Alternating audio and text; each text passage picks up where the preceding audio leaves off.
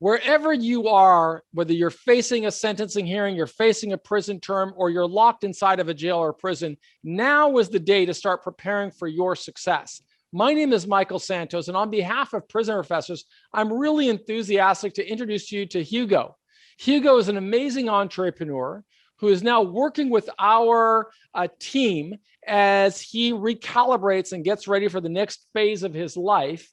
And I asked him, or rather, he wanted to contribute. When I told him that we're teaching people in jails and prisons, he offered to contribute. And he has such an amazing and inspiring story that I asked him if he would show up on video and we could create a lesson plan. And he generously volunteered to help us with that lesson plan. And so today we're going to have an organic conversation. And as always, I will be breaking in occasionally to share what I would have learned if I were still in prison, listening to a very inspiring entrepreneur. So Hugo, thank you so very much for being a part of our Prison Professors program. Why don't we start by you telling us about this new company that you're building right now? Hi, Michael. First and foremost, thank you for having me. I'm a big fan of your videos. My company that I started about 6 months ago is called Watch Hodler. And our main emphasis is to provide a middleman for people that are interested in buying and selling jewelry or high-end goods or just nice gifts with crypto. Kind of like a consignment company, but basically to, again, provide a middle ground to people that would like to buy a nice watch or maybe a nice bracelet or a nice chain, but don't have the means to use their crypto that they just recently acquired, or maybe they did good on Dogecoin and they just would like to buy something nice, but they don't know where to go. And so this is kind of an innovative business because you're talking about, well, what are the types of watches that you want to sell on your new website? Well, I basically have everything from some of the fashion watches to starting with Omegas. We get into Audemars Piguet, Rolex, Patek Philippe. We've actually trying to just offer a different variety from the lower to the middle to even the higher end. And again, it just depends on people's needs.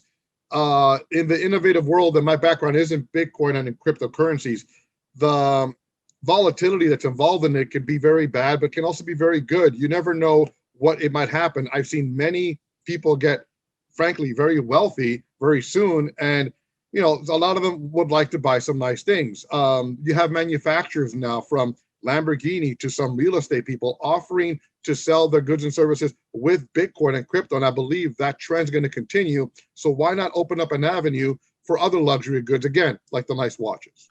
And so that's really what I call an innovative approach to business. You're looking at the world, you're seeing an opportunity, and you're creating a business opportunity around this idea. And in order to do that, my belief is that you really have to, in order to excel or to develop this business model, you really have to focus on those fundamentals that we've spoken about through all of our courses. So Hugo, just to give you some background, the people that watch our videos are generally in jails and prisons. They've gone through a 100-hour course that we call the Straight A Guide. They've learned the importance of developing really strong communication skills, both oral skills, verbal communication skills, written communication skills. They've also learned the importance of developing strong critical thinking skills, and they've learned the importance of developing an insane work ethic. And I know that's what you have. But why don't we try to kind of slowly get the viewer into your life story?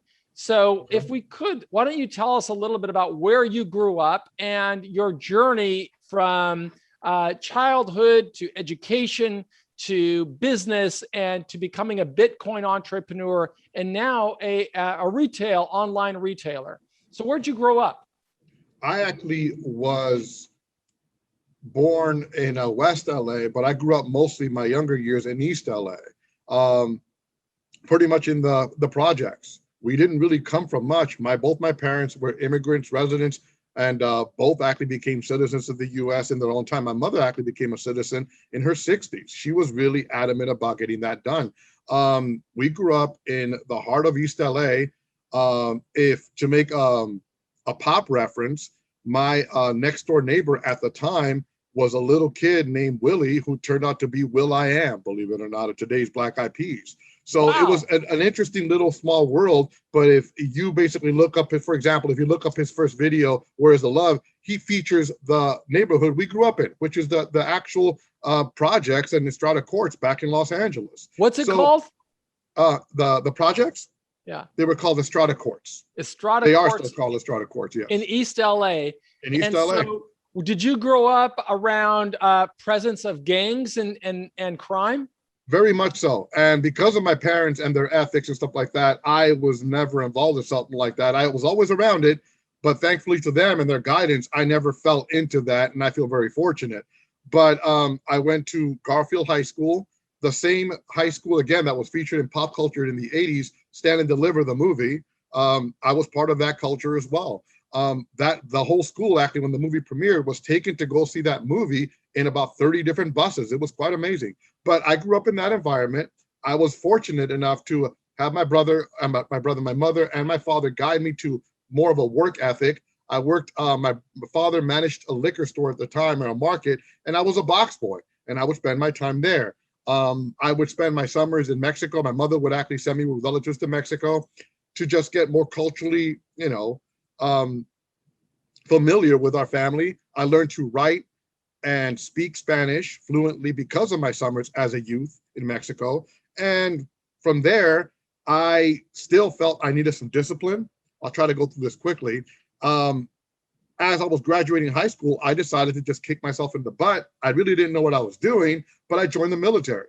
I went and actually joined the Army right out of high school. Within 2-3 months, I was in basic training, went through that, saw a few parts of the country, Kentucky, Alabama, was stationed in Colorado for a couple of years, decided that I actually wanted to pursue education. So I kind of petitioned at the time. They had a program to get out early for education, and I was allowed to do so. I served only 2 years, got out early, and then started my college endeavors and higher learning endeavors. From there, I went to school in Pomona, got my bachelor's degree in business operations. From there, I actually started getting a little bit into teaching part-time. I really was very interested in it. I got a job at an extended computer school called Computer Learning Center at the time. Back in the year 2000, they had many campuses. And I also did adjunct extended programs for the UC campuses, just teaching networking. My specialty was computer networking. I would teach Microsoft networking and programming at the time.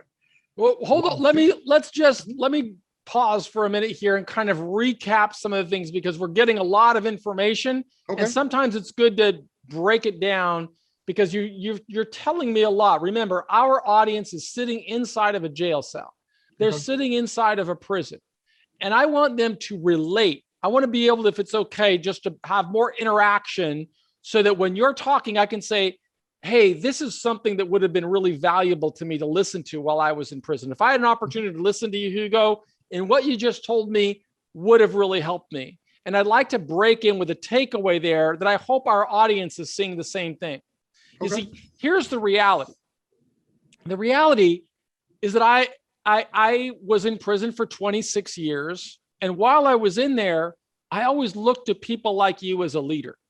And I always looked at people like you and said, why is his life different from mine? And there are many people in jail and prisons that grew up in the same background as you, but they didn't make the same decisions as you. They didn't decide to avoid gangs and crime as a young teenager. They didn't avoid to join the military when they were right out of high school. They didn't decide to go to college and educate themselves and see this as a pathway to success. And they didn't decide to focus on some really important, innovative technology like networking and computers.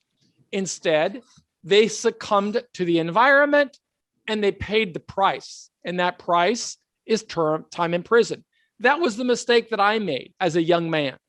But when I was in jail, what really differentiated me or my adjustment from other people is what I learned from people like you.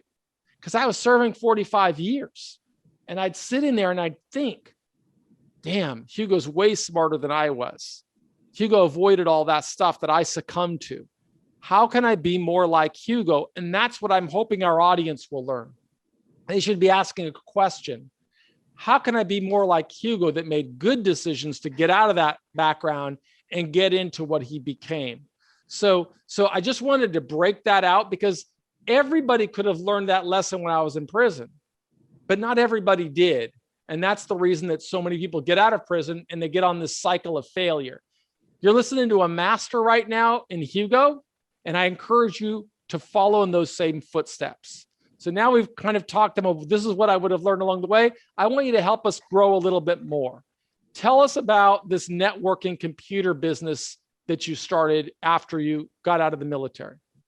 Well, actually, it was at the time, the big thing, it had to be probably the late 90s, was Microsoft certifications. Back then, that was the big thing. People were trying to get into technology, into networking, and Microsoft was offering these certifications to basically have you be different facets of the computer, the computer boom that was happening at the time. I fell into being an instructor and pretty much made these certifications happen for people by teaching them certain specific courses. I believe at the time there was 7 different courses, and I would specialize in one of these courses, and I would have a small classroom of about 12 to 20 students who were just trying to get their lesson plans and their education for this particular certification. At the end of my course, they would actually go, I think they pay a certain amount, $150, and attempt to get certified in this part of Microsoft. And it was really a big deal back then to get certified. And it kind of still is today, because no one will really hire you in that field unless you had these certifications. So I was more of a coach, more of a teacher, and we would go through the lesson plans and the different examples of questions and stuff like that. So just like someone would study for the SATs, I would teach them how to basically study and pass these certification courses at that level of technology. And that is another important point, because even right now, you are still a coach. You are still teaching. You're teaching people that are never going to see you. The difference is when you were teaching Microsoft, you had a room of 10 to 20 people. But right now, we're going to distribute the wisdom of Hugo to more than 100,000 people in jails and prisons in America. And I hope they will listen from what he just said. He said, you've got to get certifications. That's something that you could be doing right now in jail or prison. You may study for a GED. That's a certification, but don't stop at getting a GED. Learn everything you can about math, about English, about history, because all of that is going to make you more valuable in the marketplace. That would have been a lesson I learned from Hugo when I was in prison. And it would have been the inspiration that pushed me to read the right kind of books, to make the right kind of friends, to try and develop certifications in any way that I can. That's how you overcome struggle. Yeah. What did you do after that pursuit, Hugo? Oh, well, if I may, just to make a point on what you just said, if I just will emphasize this, because this is what I told my students. Many of them were very, very talented and exceptional. Some of them knew more about computers than I did. But what I try to emphasize to them is this: as much as I know, when you go in front of a potential employer or somebody else, and they need to, on a professional level, know what you know, how will they know? These documents, these certifications, these GEDs, as you put it, will prove to them, hey, I know this. This is what I know, and this document proves that I know it. Now, allow me to show you how I can help you and your company and your establishment grow based on what I know and what these documents says. Give me the chance, now that I have these documents, say, hey, I know this. How can my knowledge help you? But again, continue what you just asked me. Where I went from there, I think I'm again just trying to remember. From there, I started teaching extended programs, not just in an actual just school. I actually started teaching what's called extension programs as a quasi-adjunct professor for some of the UC campuses. I did that for a while. At that time is pretty much when certain things in my life started going bad. I believe. Wait, yeah. Right there. That's a point. Mm-hmm. We all have ups and downs. Yeah. Right? We all learn, we all grow, we all reach some high level of success in one area, but then something can change and my life can get derailed. And most of the people that are watching Prison Professors, their life has got derailed. Our job, Hugo, and you're helping me do it, is to help them see that they can start sowing seeds today for something better. But let's talk about when your life got derailed. Where did you go? Yeah. I mean, at the time before that, as much as I thought I was focused on what I wanted to do, and in retrospect now, a lot of things that happened to me in my youth, I felt I was lucky in regards to that. But at the time, I had a fiance. I had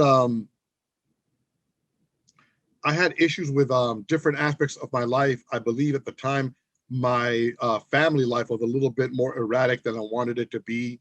I wanted to get my family out of the project. So at the time when I got out and I started teaching, I started going to school, I moved them to the Inland Empire. And that was a big dramatic thing in my family because they didn't want to leave that area. So that stress alone. And then at the time, I had a fiance who we were about to get married, but at the time she wanted children, I believe, immediately. And I, at the time, had, I think, 4 or 5 nephews, and I saw what children were, and I just personally wasn't ready for such a thing. And that kind of caused a strain. That kind of induced a lot of depression in me. And I started just to let go of certain responsibilities and just not caring. I mean, I'm sure people can relate to just wanting to just lift your hands up and just give up to a certain extent. And it was a domino effect. The girl that I was with left me. She was actually married within a year of leaving me. The company that I was working for was closed down by the US government over some kind of fraud. So now I didn't have a job. I started looking for different jobs, but they didn't work out as fast because I was so used to just having that job where I basically had my students. All of a sudden, I kid you not, within 2 weeks, it was all ripped away from me. It was difficult for me to handle. And unbeknownst to me, because I didn't do a lot of self-reflection when I was younger, I had a lot of issues with, I believe, was depression that I never faced. And when this, what I thought was catastrophic thing happened to me at the time, it derailed me to a point where I wasn't ready for it. I wasn't ready for it. And from then, it just kind of just slippery slope to many different ways. Like I said, you just pointed out there's ups and downs. When you're not ready for the downs, they can be a lot more severe, even if it's just in your head, than you thought they are. You need perspective. And when you don't have perspective and you don't have people telling you it's not that bad, you realize you think it's the end of the world and you just give up on everything. And then, you know. Yeah, that's a perspective that certainly changes after you've served multiple decades in prison. You start to realize that, hey, this is where I am, but I'm going to climb up. And there's a pattern to climb up. And that pattern we get by listening to leaders. You may never have the privilege of meeting Hugo or talking to Hugo, but you do have the opportunity to listen and learn from him right now. And he is going to drop some real wisdom on us where we're going to learn not only about the downs, but how dealing with a mental health challenge really requires us as individuals to recalibrate, to define success, to take the next step. And I know that you had told me offline that you'd relocated to Las Vegas and you kind of dropped out and then you recalibrated. Tell us about that process in your life. Well, at the time, because of I don't want to get too dramatic, but just to be very straight, my hopelessness at the time, I was literally had no direction. I didn't work. I lived at home. I didn't even pay my taxes. I had a circle of friends who were just, their hobbies were just, they did their job, but their hobbies was just like playing poker, for example. We had a lot of local card casinos here in Los Angeles, and it became a hobby. And, you know, every other weekend we'd go and play a tournament, have fun. It was a social thing. We even had a little club going. So at the time, me feeling sorry for myself in my home in Ontario, a couple of them said, hey, there's a guy in Las Vegas trying to get this online poker site off the ground. And since you know about computers, maybe you could help them. Now, honestly, Michael, in the back of my mind, I'm thinking, yeah, I could help them with that. But at the back of my mind, if I'm having an issue with depression and possibly gambling, Vegas is not exactly a great environment for me to be in, but I wasn't listening to myself the way I should have. So I actually went out, got involved with this guy, believe it or not, and just started promoting this company that he was helping develop the software. It did not succeed, but it was a solid year of me trying to use my talents in the computer world to try and get this company off the ground. It was fun. It was professionally healthy, but it just ended up just being another kind of like disappointment, not as bad as what happened over here, but another disappointment where once that fell apart, I was in the middle of just vice and much easily being able to just fall away and just not have the kind of direction or the focus that I needed on myself. I literally could be lazy. Cost of living was a lot less in Las Vegas. And I had friends who just lived day by day, just being what I refer to as poker bums. And I was one of them at the time, unfortunately. How did you get back on track? What did you do? Well, I actually got a part-time job. I mean, I had to survive. I got a part-time job. I got a job starting first with security and then doing actual using my talents in networking computers and actually doing contract work, installing security systems in condominium towers. I actually got a real job with a real company, did that for a couple of years, but I still never lived to my true potential. I kind of still gave up. I did just enough to just get by, if that makes sense. I did my job well. I took a lot of pride in my work, but I knew that I was holding down my own ambitions because I knew I was capable of more. And that knowledge kept gnawing at me and just kind of fed my depression because it just said, hey, yeah, you're doing great. People admire your work. You have great coworkers. You're doing good. But you know what? You and I both know that you can do better. You're not happy in essence of what you're doing. A lot of people can work and do great jobs and have a great job life and be happy in what they do. I knew that even though I was doing good work, I personally wasn't happy. I did that for years to myself, and I lived in Las Vegas just doing the best I could, helping people. I even helped this one company with, again, it was mostly technology, installing networking systems. I did a lot of contract work. It was a lot of fun. But in the end, I wanted more. I just didn't know how to put that or how to make myself face that without having to give up the, let's just say, metaphorically speaking, the comfortable blanket of the depression and the fact that I had the freedom to, because in my mind, I think back then, perspective, going after what I wanted meant an amount of responsibility I didn't want to take on. And I realize that now, that if I wanted to be successful, that what means you have to do this, you have to, you have to get up in the morning, you have to work hard. And I honestly just didn't want to. My depression said, no, that's too much work. But work is really what lifts the depression, and that's one of the lessons that are I hope that our participants learn through our course, is that part of the work is starting by just, as I learned when I was sitting inside of a solitary cell with facing a life sentence, is just looking at the wall and starting to think about the best possible outcome. Mm-hmm. It might not be the outcome I want, but what's possible? I can't change the past, okay? But I can start projecting into the future. I know I'm going to be in prison for a long time. What's the best possible outcome? And then start applying a principle that I know that you applied, and we're going to get to that.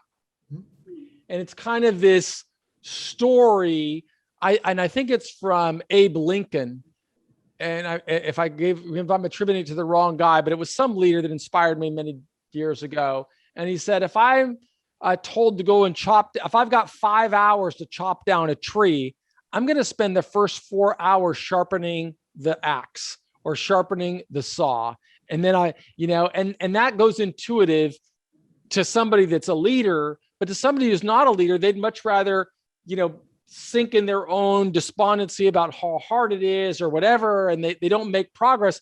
But until you say, I've got to work on myself, on my own mental health, I've got to define success, you stay stuck in that rut. You came out of it. And I know there was a time you said that really transformed your life as an Uber driver. I would like it if you could help us get to that point. Well, a couple of points you just made regarding leadership.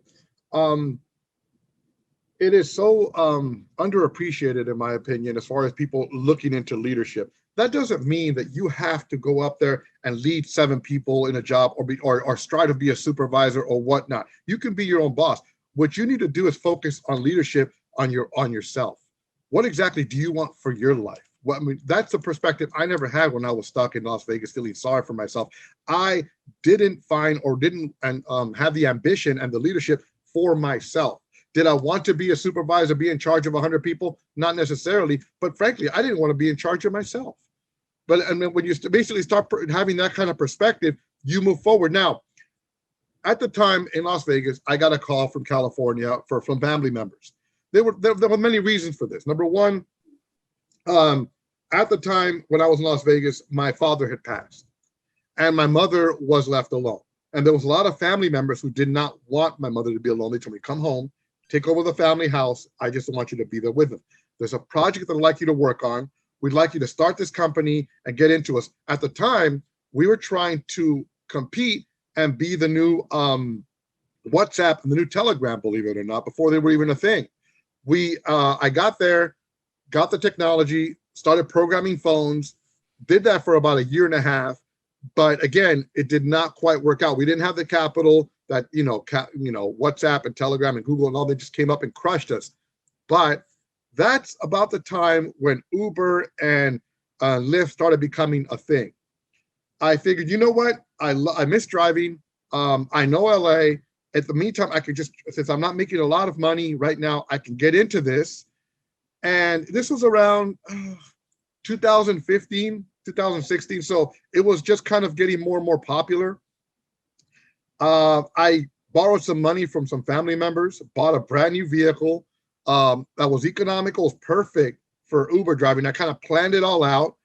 And for the next year and a half, I worked my butt off, got one of the top ratings in Uber, really was proud of what I did. I had fun with it. Go right ahead. I want to ask you, because you remember, a lot of guys that are watching this video have been in prison for 10 years, 15 years. They don't know what Uber is.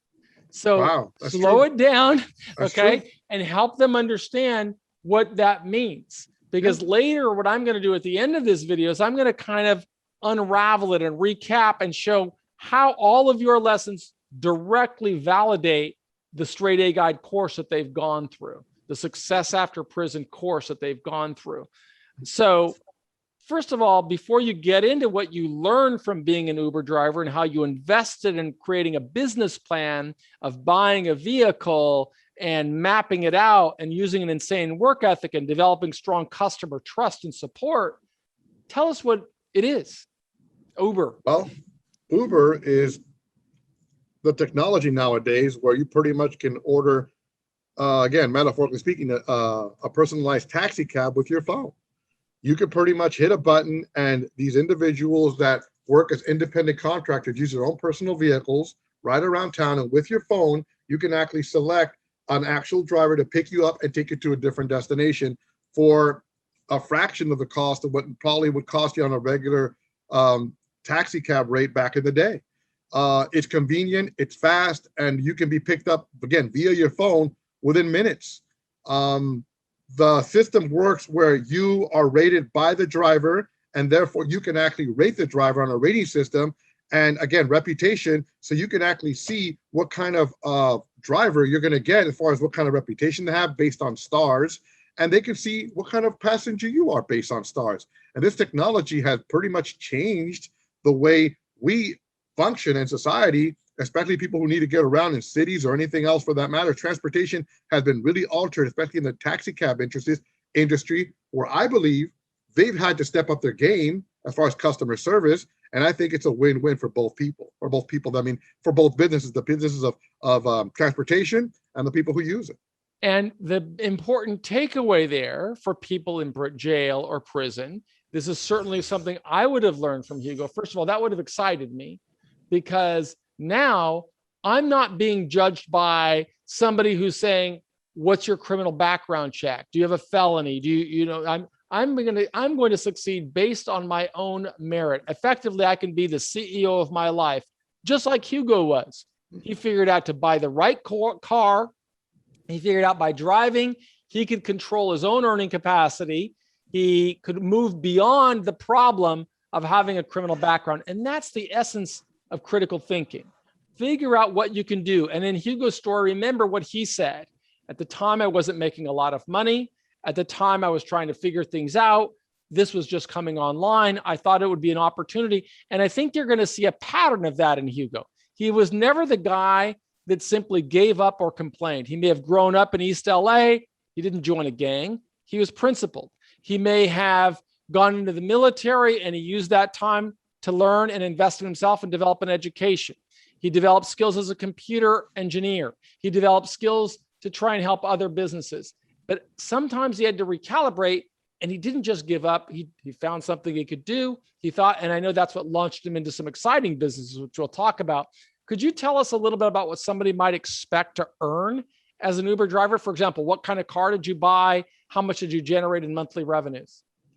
Well, at the time, the reason I got into it is because I was in Las Vegas at the time, and someone in our group had casually mentioned that, well, at the time, there was what's referred to as spikes in service in Uber because there wasn't a lot of Uber drivers to begin with. So when you basically ask for an Uber on your phone via an app, it would tell you, hey, right now it's surging. That's what the term they would use. And you would have to pay 3, 4, 5 times the regular rate. And some of the people in our circle were saying, yeah, on Halloween night, I made $1,200 because I was, there was surge and people just were paying $150 just to get out of downtown. That alone gave me the opportunity. The reason I thought it was a great idea is because it was so new and I can come into it. The vehicle that I bought was a Honda Fit, which was a smaller Honda vehicle, very economical, but very roomy inside. I spent about a month and a half researching that vehicle alone. My mistake that I made at the time was I bought the vehicle new. Not really a mistake, but I would have probably bought it a little bit used, but I bought it brand new. It wasn't that expensive for a new vehicle. Out the door at 4 miles on it, $20,000. So that alone pushed me to basically, now I have a car payment. Now I got to do this. I was so gung-ho at the time, I was making between $600 and up to $1,100 a week. But that was gung-ho. That was 60-hour weeks, 80-hour weeks, just out there, just hustling. And at the time, Uber was not very popular. Let me make this point very clear. Nowadays, you can go outside your house in most any neighborhood in California, hit an Uber app, and the Uber will come to you. Back then, I lived in Ontario, California, which is near Rancho Cucamonga. You couldn't get an Uber car out there, or rides out there for the most part. At the time, I had to drive to Newport Beach or Santa Monica and park myself there because that's where most people were using that service. Now it's everywhere. But back then I had to actually drive for half an hour just to get sustainable business. But I still hustled. I went to downtown LA. I was out there till 1 a.m.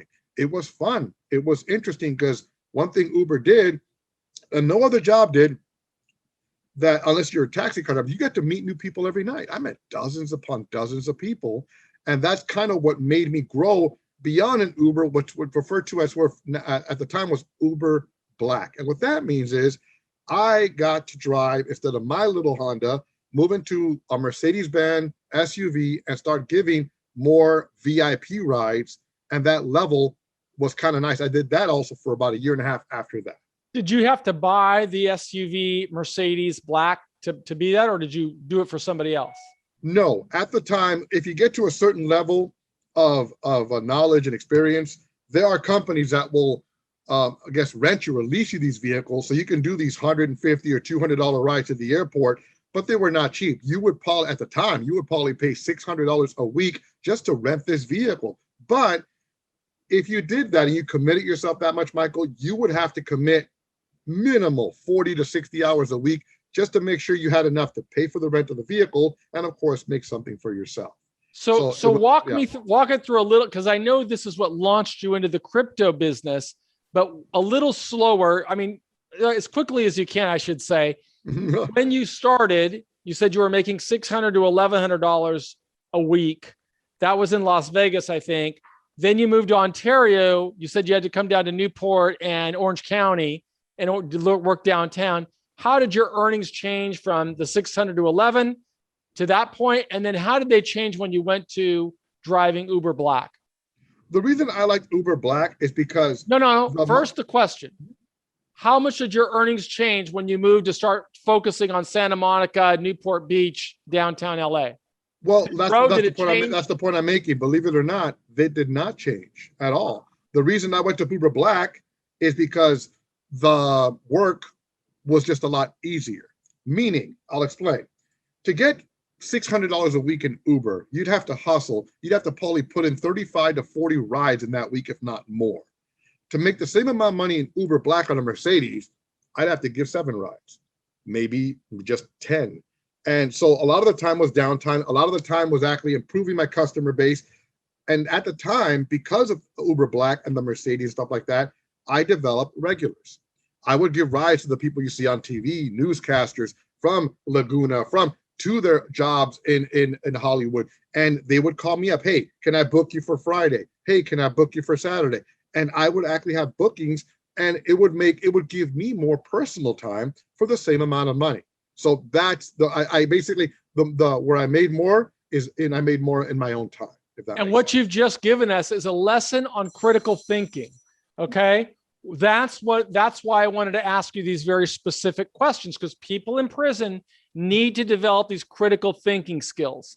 We need to be thinking about, what do I have to invest in today so that I can become more successful tomorrow? As I listen to Hugo's story, you may think, oh, wow, he did really great. What was the best week you had as an Uber Black driver?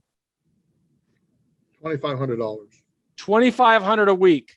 And so you've got to think that some people would say, oh, he's lucky he got that. But no, the reality is that he made $2,500 a week because he started investing in himself a long time ago.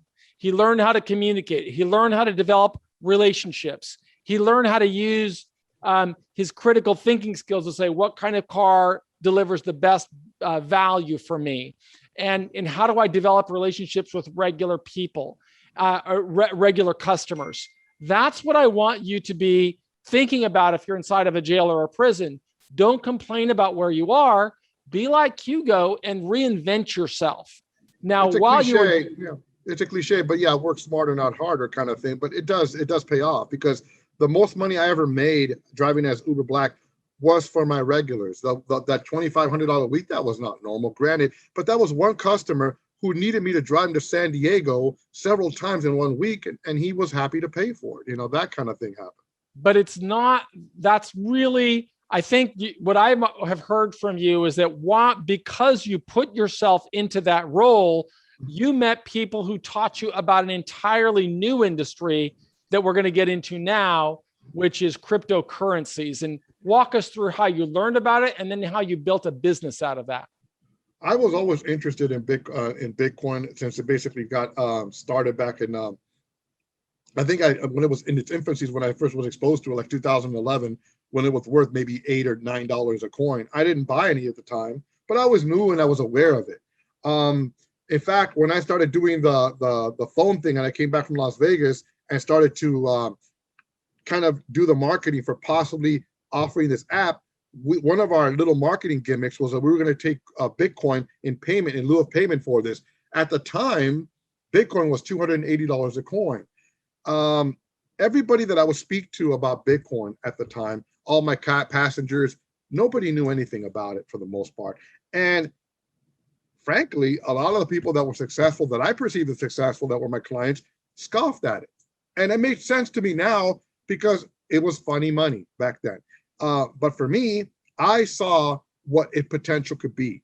I saw the fact that there's only certain amount of Bitcoin that will ever exist. You can't print this like you can money, and that you can't you can't basically just simply steal it from someone's account, like you can't hack into somebody's account that easily and just take it from them.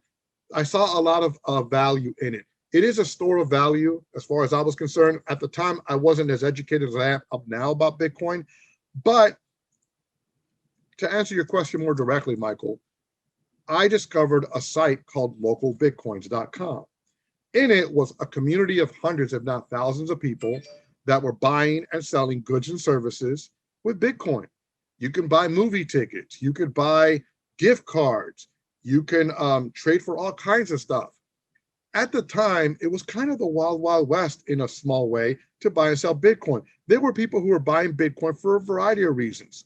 None of them, again, the bad stigma is, yeah, Bitcoin, illegal activity. That's not always the case. I'll give you a very simple example. One of my clients has a dog grooming business. He would buy Bitcoin from me to use it online because if he used Bitcoin online to buy his supplies, he'd get 30% off. Just simple stuff. But anyway, localbitcoin.com was a community. And a lot of people that are into crypto kind of knew about this. At the time, banks would allow you to make third-party deposits into your account. What I mean by that is this. Let's suppose I have an account with Citibank, and you're in Kentucky and I'm in California, and you want to give me $100. You can go to the Citibank branch, fill out a slip, my information, my name, my account number, give it to the teller with $100 here I'd like to deposit. Back then, banks allowed you to make third party. As long as you knew the account name and the number, you were allowed to do that. Well, local Bitcoin allowed me to sell Bitcoin in small increments all over the country back then, and it wasn't perceived as illegal. You just knew who you were dealing with. So what I would do initially is I would have an ad, and I would sell Bitcoin from $50 up to, let's say, $200. People would look at my ad and answer it and go, well, I'd like $50. Okay. I would put $50 in Bitcoin. It was referred to as an escrow account, a holding account on the website. They would go to the bank, deposit the $50 in my name, take a picture of the receipt, the deposit slip, upload it onto the website. I would see it. I'd look at my phone, my app on my phone, and check that the money's deposited into my account, and then release the escrow. They would pay a premium of about 5 or 10%, depending on the amount they bought. And I did this initially hundreds of times. I developed such a good reputation, and I won't use the name I used online, but I was known. And because of that, it grew and grew. And I started developing relationships just like I did with my Uber driving. The problem that occurred there, slowly but surely, is that people started using this to scam other people. It started getting very bad for banks, and they shut down the whole third-party deposit thing. Made sense. But at that time, it completely diminished or destroyed my business. I mean, it was a hobby, but I was making a little bit of money on the side. And at the same time, I was collecting crypto. It was fun, but it completely just pulled the rug from underneath me. But onto what eventually elevated me from there, I developed such a reputation that I had about a handful of clients, I would say about 24 clients, who reached out to me, who wanted to do business with me in person and go beyond localbitcoins.com. And that's where the good and the bad kind of started. Why would somebody use localbitcoin.com? And I still see it online right now. Correct. Why would somebody use localbitcoin.com rather than one of the more easily established Coinbase, where I could just make a deposit into Coinbase.com? And I'll explain why. No, slow, please, because these people don't know, right? And so I need to ask, like, I wouldn't have known this when I was in prison. Remember, they've not seen the internet. When I got out of prison, there was no internet. Bitcoin's a type. We got to slow it down for those guys in prison. So if there's Coinbase, I can send money to Coinbase. I can buy Bitcoin. I can sell Bitcoin and turn it into cash instantly. Why would I use localbitcoin.com instead of that service? Help us understand that. Well, there's many different reasons why you would want to do that, Michael, but I'll give you a very simple example that I came across a lot of times. And this is just one of dozens. Let's suppose you're a young kid in your 20s, you're in college. You want some Bitcoin and you're just trying to collect it. Christmas time comes around and your aunt, your grandmother, let's say your grandmother gave you a $200 gift card to Applebee's. You don't really like Applebee's, but you want Bitcoin. On localbitcoin.com, there's guys who will take your Applebee's gift card and maybe 50 cents on the dollar will give you Bitcoin and exchange it for it. This can happen with all kinds of gift cards and stuff like that. And now you have $80, $90 worth of Bitcoin and you got what you wanted. That's just one example. Second example, there's guys on local Bitcoin who want Bitcoin. And for some reason, they will sell you AMC movie passes. They will sell you Amazon gift cards. And they will actually pay you a premium. For your $100 worth of Bitcoin, they will give you $200 of AMC movie passes if you do this. And you can, if you're on the site right now, you can actually see this. There's dozens of different ways that people trade back and forth. Unfortunately, person-to-person trading is no longer advertised or even for the most part allowed on localbitcoin.com. For the lack, I won't get into it, but law enforcement has really, and on the federal level, really keeps an eye on sites like that to make sure there are no funny business. They're trying to combat money laundering. They're trying to combat terrorism funding. And I understand all this. But if you're talking about, again, your kid who's trying to say, hey, what can I get for this gift card to, to eBay? Well, on local Bitcoin, you can get your favorite crypto. You can get some Litecoin. You can get, and the rates change daily, if not hourly, or what people are offering, And so those rates are going to charge a premium to use that site versus Coinbase. But that's, the buyer can make that decision and the seller can make that decision, and a fair exchange works. Correct. And again, just to make it very clear, local Bitcoin says local, but we're talking international. There's people on there that are in countries where they can't even get to an ATM machine or don't even have the necessity of Coinbase because their banks are restrictive. We don't know about I dealt with a lot of people that dealt with a lot of restrictions where if you wanted to buy Bitcoin in that particular part of the world, it would cost you 2-3 times what the Bitcoin was worth. It would be a lot easier for me to buy a little gift card or something and use it on local Bitcoin to get my $50 worth of Bitcoin. What they did with that $50, if they just held it, if they used it for other purposes, I don't know. Maybe they were selling it locally where they were to make money off what they were getting online. They were flipping it. I wouldn't know, but I imagine they could.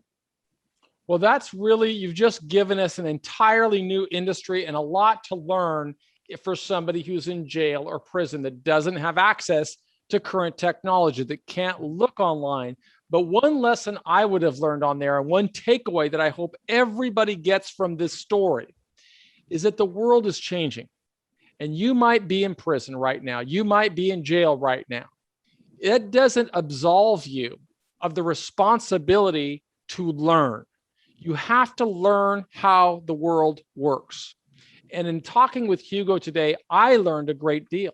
I've been out of prison now for not quite 8 years, but I just learned about an industry that says, hey, capitalism is changing. There's somebody right now in Bangladesh that might want something I have, but can't get it because there's no local supply.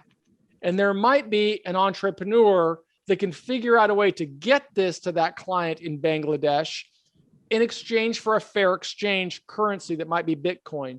I don't know all the intricacies of that, but what I do know is that if I develop strong writing skills, strong verbal communication skills, strong critical thinking skills, and an insane work ethic, I can overcome. I can create a business and a job out of nothing. And certainly you've done that, Hugo. Yeah, and if I may, Michael, really quick story, just going back to the example of local Bitcoin and stuff like that. When I did one thing, and I'll get into what I did more in the future, but when we did, I would run around a lot and meet clients, but I had an assistant that worked with me. And just to give you a very quick story, we would take a little bit of our Bitcoin and go on local Bitcoin. And at the time, and again, I'm not trying to sound bougie or anything like that, but we like the finer things in life. We liked Starbucks, and Starbucks is stupid expensive, $3 or $4 for a cup of coffee, but we liked it because it was really good coffee. Well, my assistant would go on local Bitcoin, take $20 worth of Bitcoin that we had, and buy $100 or $120 gift card from Starbucks. She would take her phone at the time. You can actually, still today, there's a Starbucks app. You can load that fund that you got and that gift card onto your app, and you would just click it, and basically you would go to the Starbucks of your choosing and use your gift card and then pick up your coffee and it would be ready to go. But because of Bitcoin and what we did with local Bitcoin and we bought these gift cards, this $3 cup of coffee just cost us 65 cents. And we would just have fun with that and just save money where we could. I mean, we weren't, spending money like crazy, but that would be a way that we would actually use our Bitcoin to just have some nice things and not make money, but just save money. Well, I want you to know that you've given me some ideas. I think one of the things that we should probably do later is create a course, a little bit more of a course, so that people can learn these tools, because people in jail and prison have a hard time getting into the job market. Our team at Prison Professors works to create bridges to help people. But I always say a person has to be willing to invest in himself. You've invested in yourself, Hugo. And that's why you've become insanely successful, and why you have really strong critical thinking skills that you could say, well, one door closes, let me open up another door, such as now launching this innovative business of helping people buy luxury items, whether it's watches or diamonds or anything through your exchange. Yeah, on a very small side note, I actually, Michael, miss teaching a lot. And lately, in the last couple of weeks, funny you should mention that, I've been talking to my fiance and a couple of other business partners, and we'd like to try and develop a small classroom course where we teach people about Bitcoin and crypto and just saving, how it can be used, or even to the concept of staking, which is pretty much just putting up your Bitcoin or your crypto in a wallet, and it will just earn interest anywhere from 3 to, I kid you not, 12% just for having it sit there. So passive income is key, in my opinion, for you to actually become successful. In other words, imagine having your money work for you while you sleep, that kind of concept. So here's my challenge for you, because I know you reached out to me and you may have some questions for me, but we're coming near the end of this interview because we only have 60 minutes. But if you have questions for me, please ask. But my challenge for you, as somebody who wants to give back and help people in prison and jail learn skills, is to craft an outline, and let's create that course so that we can teach people in jail and prison who do not have access to the internet how they can learn a little bit more from the mastery of Hugo, our newest prison professor. I mean, again, you can start small. This is not, please, I just want to make sure this emphasis to your people that might be watching this about crypto. This is not a rich man's game. This is about financial liberty and just getting yourself going and starting. I don't care.